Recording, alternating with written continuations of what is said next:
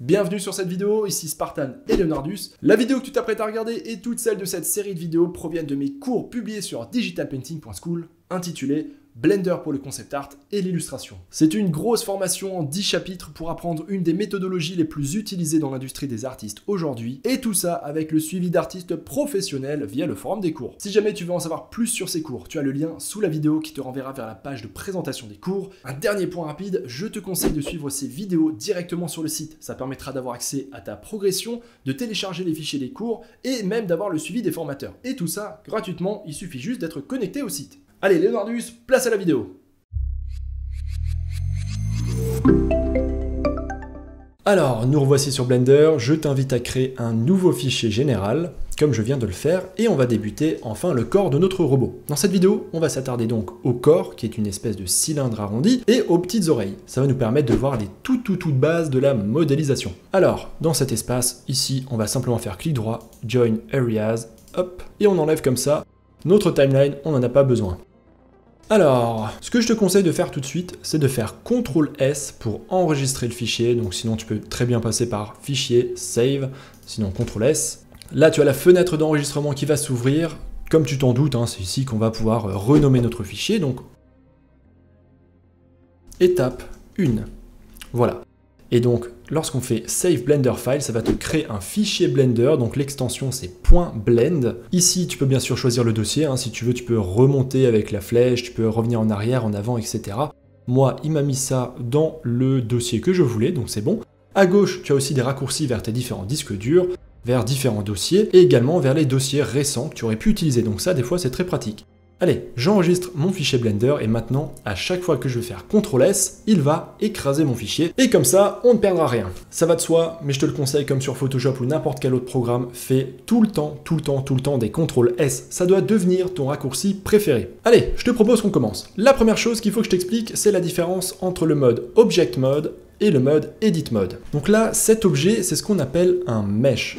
M-E-S-H. Et c'est important que tu comprennes ce que c'est. Donc un mesh, c'est un objet qui est fait de polygones, qui est fait de points, de faces, de segments, d'arêtes. C'est quelque chose qu'on va pouvoir modéliser. C'est un type d'objet. Là, par exemple, si on regarde les différents objets qui sont dans notre scène, nous avons la caméra qui est un objet de type caméra. Tu vois qu'elle a une icône qui est différente. La lumière est un objet de type lumière. Et c'est pourquoi ici, elle a une icône différente. Et le cube, lui, c'est un mesh. C'est un objet qu'on va pouvoir modéliser. On va pouvoir modifier. Et le mesh a toujours cette icône de triangle. Et tu peux voir que juste ici, on retrouve l'icône de triangle avec des espèces de points sélectionnables. Et si on a des points sélectionnables, c'est parce que lorsque je vais rentrer dans le mode d'édition, donc là où je vais pouvoir modifier la géométrie de mon objet, donc changer sa forme si tu préfères, eh ben j'ai des points, des arêtes et des faces qui vont devenir sélectionnables. Tu vois que là, tant que je suis dans Object Mode, si je clique dessus, je vais seulement sélectionner mon objet. Mais lorsque je vais dans Edit Mode, juste là, sinon tu peux aussi faire simplement Tab. D'ailleurs, je vais tout de suite activer Screencast Keys, voilà. Comme ça, tu verras mes raccourcis. Donc, dès que tu appuies sur le raccourci Tab, tu vas changer entre le mode Edit et le mode Object. Et tu vois que le mode Edit, il va en quelque sorte rentrer dans l'objet. Tu vois qu'on voit toujours hein, ma caméra, ma lumière, mais elles sont plus sélectionnables. Là, on est vraiment rentré à l'intérieur de l'objet. On va le modifier, on va l'éditer. Et à partir de là, tu vois qu'on a des petits points qui sont apparus. Voilà, c'est ce qu'on appelle sur Blender des vertex. Donc, le pluriel, c'est vertices, vertices, en gros. Et donc ces vertex, hein, ces points, c'est un peu le même terme, on va pouvoir les déplacer, les modifier, etc. Et en fonction de ça, bah, ça va évidemment modifier la géométrie de notre objet. Et là, ce qu'il faut tout de suite comprendre dans ce mode d'édition, c'est qu'on a le choix entre sélectionner les points, on peut aussi sélectionner les arêtes, voilà, donc simplement les lignes qui relient deux points entre elles, ou alors sélectionner directement une face. Voilà, et à partir de là, je peux à chaque fois réutiliser les outils qu'on a déjà vus ensemble, donc l'outil déplacement, rotation, scale, donc redimensionnement, pour les modifier. Par exemple, si j'appuie sur S, hop, j'ai l'outil scale qui se sélectionne et tu vois que je peux changer la taille de cette face.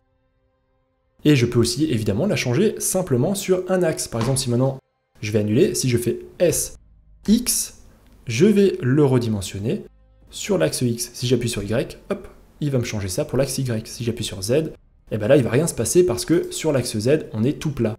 Donc évidemment, il ne se passera rien. Donc ça, c'est la première chose importante à comprendre, hein. Le mode Object Mode va nous permettre justement d'interagir de manière générale avec tous les objets dans notre scène, hein, si on veut les déplacer, changer les options, etc. Mais si maintenant on veut éditer un objet, et notamment sa géométrie, hop, on va sélectionner notre mesh, on va appuyer sur Tab pour entrer dans le Edit Mode, et là on va pouvoir le modifier. Alors je reviens en arrière, on va supprimer notre cube, parce que pour commencer le corps de notre robot, on va partir plutôt d'une sphère. Alors pour ça je refais Maj A, Mesh, et là je vais dans UV Sphère. Et là, bim, sans toucher à rien, tu vois que j'ai une sphère qui a été ajoutée à mon espace 3D, et avant que je fasse un autre clic ou une autre action, parce que sinon il va disparaître, j'ai ici un petit menu déroulant que je vais pouvoir ouvrir. Hop, tu vois, qui s'appelle Add UV Sphere, autrement dit l'ajout d'une sphère UV. Et là, je vais pouvoir modifier les options, tu vois, de ma sphère. Donc tu vois, par exemple ici, je vais ajouter des anneaux. Alors, je vais zoomer pour que tu vois bien la différence. Tu vois que là, je peux modifier l'aspect de ma sphère, voilà, ajouter des segments donc de manière verticale ou alors de manière horizontale. De base, on était à 32 et 16, si je ne me trompe pas. Et on va aller jusqu'à 32 anneaux. Voilà, ce sera un petit peu mieux. Le radius, on peut laisser à 1 mètre, ça ne nous dérange pas trop. Et tout le reste, on s'en fout. Mais voilà, si jamais, par exemple, tu voulais le décaler un petit peu, hein, de manière très précise, par exemple, tu voulais le mettre à 1 mètre précisément du point d'origine, tu vois, donc le point d'origine de tous les axes, eh ben, tu pourrais modifier ça ici. Et ça, on va le laisser pour notre part à 0. Donc voilà, une fois que mon objet est bel et bien dans ma scène, je vais pouvoir cliquer à côté. Tu vois que le petit menu déroulant est parti, et mon objet a bien été ajouté. Maintenant, je vais pouvoir faire mumuse avec. Autre chose. Si jamais tu es perdu dans ton viewport, hein, par exemple si tu te retrouves ici, voilà, là tu vois plus rien, t'as beau tourner la caméra, zoomer, dézoomer, tu sais plus où t'es, sache qu'à tout moment tu peux appuyer sur la touche point de ton clavier, et hop, elle va te recentrer sur l'objet qui est sélectionné. Tu vois, si maintenant je suis ici, je clique sur ma sphère, j'appuie sur point, et hop, je rezoome dessus, et je vais à nouveau orbiter autour. Et si jamais tu n'avais aucun objet sélectionné, et que là, pareil, tu te retrouves complètement perdu dans l'espace, tu sais pas où t'es, et que point évidemment ne va rien te sélectionner puisque tu n'as pas d'objet sélectionné, tu peux toujours le sélectionner à partir d'ici. Voilà, tu vas cliquer sur sphère et ensuite tu vas faire point. Ou alors, autre petit conseil que je te donne si jamais ça t'arrive, donc t'es perdu, voilà, n'importe où, tu sais pas où t'es, tu peux aussi faire tout simplement A. Donc la touche A, le raccourci A, c'est pour tout sélectionner. Tu vois que quand j'ai fait A, j'ai effectivement tout qui a été sélectionné et là je refais point. Et voilà, il m'a remis sur ma scène là où je voyais absolument tout. Des petites astuces comme ça, je vais essayer de t'en donner le plus souvent possible, parce que ça va être très utile, tu verras. On va donc commencer à l'éditer, donc pour ça on fait Tab, je rentre comme ça dans le mode Edit Mode, et là je vais pouvoir commencer à changer sa géométrie. Là on va commencer à faire les trucs un petit peu amusants. Donc, qu'est-ce qu'on va faire? Notre petit robot, si tu te rappelles, le haut de sa tête est arrondi, hein, c'est donc effectivement une demi-sphère, et en dessous, on a un cylindre qui va s'étendre jusqu'en bas. Donc, en modélisation 3D, il y a toujours 1 million de possibilités de faire les choses. Moi, je vais t'en montrer une, mais on pourrait très bien faire d'une autre manière. Moi, j'ai décidé, par exemple, de partir d'une sphère, et je vais l'étirer pour obtenir un cylindre qui continue vers le bas. Donc, pour faire ça, on va venir se mettre en face de notre sphère. Donc, tu vois, je pourrais très bien essayer de venir comme ça, avec le clic sur la molette de la souris, et essayer de me placer, voilà, bien en face, mais c'est pas super précis. Ce que je te conseille de faire, autre petite astuce de navigation qui va être très intéressante, c'est de tourner avec le raccourci, donc le clic sur la molette, et de maintenir la touche Alt enfoncée. Et dès que tu vas appuyer sur Alt, hop, il va venir, tu vois, s'aimanter sur un angle de vue précis. Soit à 45 degrés, soit à 90 degrés. Tu vois que là, par exemple, il s'est mis tout en haut de l'axe Z et on regarde du dessus. Et effectivement, tu peux le voir ici sur le gizmo. Si maintenant, je veux me remettre en face sur l'axe X, tu vois, je vais revenir dans cette direction-là, et je vais appuyer sur Alt en même temps. Et hop, automatiquement, il magnétise ma vue là-dessus. On pourrait aussi très bien passer par le gizmo là-haut. Tu vois, je pourrais très bien passer à chaque fois, hop, sur un autre axe de cette manière, pour voir la vue de face, de profil, ou de l'autre profil.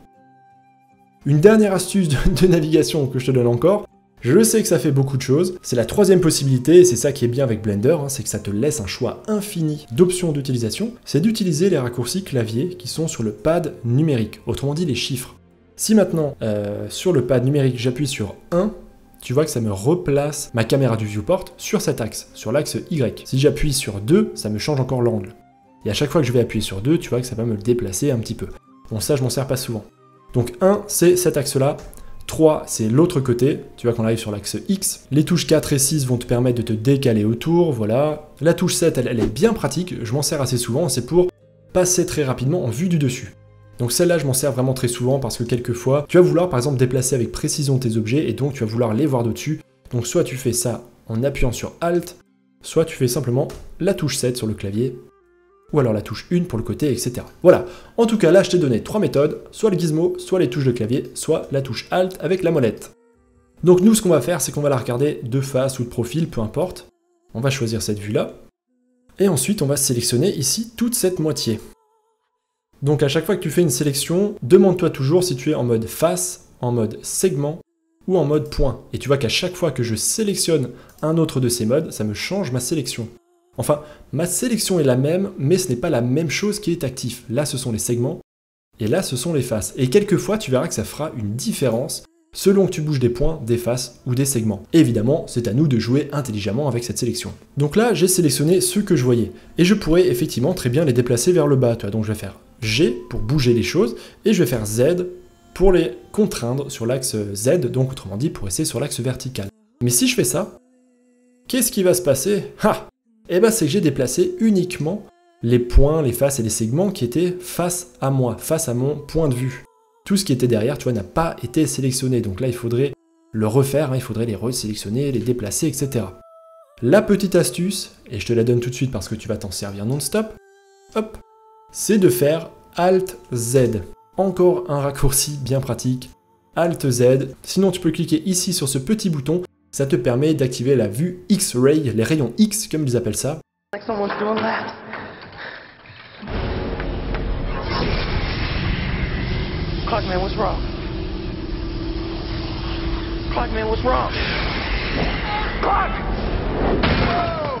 Autrement dit, tu actives bêtement la transparence et donc tu verras au travers. Et lorsque je fais ça, si maintenant je reviens ici et que je sélectionne tous mes points, eh ben, j'ai sélectionné tous les points, même ceux en transparence. Tu vois, ça fonctionne aussi si je fais ça comme ça.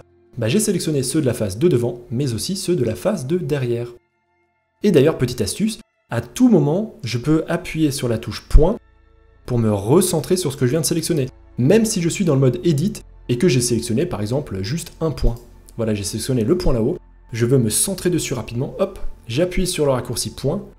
Et tu vois que je peux venir tout de suite déplacer ma caméra dessus. Donc, je reviens ici, bien en face, je sélectionne la moitié du bas, voilà, à partir d'ici, je fais G, Z, je déplace ça vers le bas, je prends à peu près la longueur de mon robot, on va dire que c'est à peu près ça, peut-être un petit peu moins. À tout moment, si bien sûr j'ai pas assez bien déplacé, je peux très bien refaire à nouveau G et Z, voilà, tu peux très bien faire ça en plusieurs fois. Et donc, lorsque je refais Alt Z, je vais désactiver la vue en transparence et ça me permet d'avoir déjà une idée de ce que ça va donner. Maintenant, si tu te rappelles, le bas de notre robot est plat. Donc on va supprimer toute la partie qui est en bas. Pour ça, on refait Alt Z, on resélectionne tous les points du bas avec un glisser-déposer. Vérifie bien sûr que tu as cet outil activé ici. Donc là, tu vois que j'ai bien tout sélectionné. Voilà, je vais faire Alt Z, comme ça je vais sortir à nouveau du mode de transparence et là je peux faire X. Et lorsque tu fais X, tu vas ouvrir le menu de suppression. D'ailleurs, au passage, ce raccourci X fonctionne aussi bien dans le viewport 3D que à cet endroit-là, dans le panneau de la scène. Donc là, je fais X, il va me laisser le choix entre plusieurs suppressions possibles. Alors, c'est pas très compliqué, mais ça commence à faire beaucoup d'infos. Donc là, on peut supprimer, comme tu le vois, les points, donc les vertex. On peut supprimer les edges, donc ça, ce sont les bords. Ou on peut supprimer les faces. Et en fonction, évidemment, de ce que tu supprimes et des conditions où tu te trouves, ça va changer le résultat. Ou alors, on peut faire Only Edges and Faces ou Only Faces. Donc, on reviendra dans une autre vidéo sur les différences entre voilà, toutes ces options. Pour l'instant, je ne te submerge pas d'infos, tu vas faire Dissolve Vertice. Donc là, ça veut dire que ça va te supprimer les points, les vertex, et ça va refermer ta forme. Si maintenant je fais juste supprimer vertex, voilà, ça m'a supprimé les points, mais tu vois que je me retrouve avec un objet qui est ouvert. Je fais CTRL Z, je refais X et je fais Dissolve, donc dissoudre les vertex. Là, tu vois qu'il me les a supprimés, mais il m'a refermé intelligemment ma forme. Et voilà, là, on a grosso modo la base de notre corps. On peut faire Tab pour revenir dans l'Object Mode, donc dans le mode objet, et voilà ce qu'on obtient. On a bel et bien le corps de notre petit robot. Et à tout moment, même si je vais plus tard modifier la lumière, la caméra, rajouter des objets, je peux toujours revenir dans mon objet, je clique dessus, je fais Tab, et je retourne dans l'Edit Mode. Et là, je vais pouvoir resélectionner les faces, rallonger si par exemple c'était trop court. Je vais pouvoir faire plein de réglages et de changements à tout moment. On va encore faire maintenant les petites subdivisions, les petites décorations qu'il y a sur le corps. Donc ça, c'est simplement pour lui ajouter un petit peu de complexité. Donc là, je mets un petit peu ma casquette de prof de concept art pour t'expliquer pourquoi est-ce qu'on va rajouter des petites subdivisions dessus. C'est simplement pour éviter d'avoir un objet qui est beaucoup trop simple. Rappelle-toi, on fait big, medium, small. Ça veut dire que si on avait juste une forme big et qu'on n'avait pas de forme medium, voire de détail small, notre objet serait un petit peu ennuyeux. On aurait peut-être l'impression que l'objet n'est pas fini. Donc pour ça, on va lui ajouter 1 degré de détail supplémentaire avec quelques petites séparations. Juste un petit rappel avant que tu t'en ailles, ces cours étaient extraits de ma formation Blender pour le concept art et l'illustration. Je t'invite à les suivre directement sur le site, comme je l'ai déjà dit. Tu auras un site à progression, tu pourras télécharger les fichiers et avoir le suivi et les critiques des formateurs, qui sont quand même des artistes professionnels de l'industrie. C'est plutôt cool. Si jamais ces cours t'intéressent, tu as le lien dans la description en dessous de la vidéo. Sur ce, merci pour ton visionnage, la suite sera publiée très bientôt.